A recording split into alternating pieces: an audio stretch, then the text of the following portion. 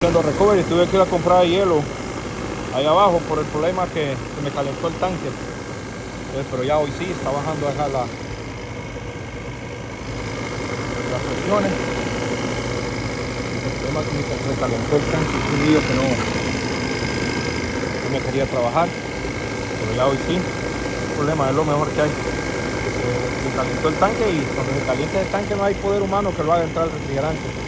Pero ya hoy sí está bajando allá, estamos mirando. Este es un sistema que lleva como 9 libras de refrigerante, cada sistema, pero ahí vamos.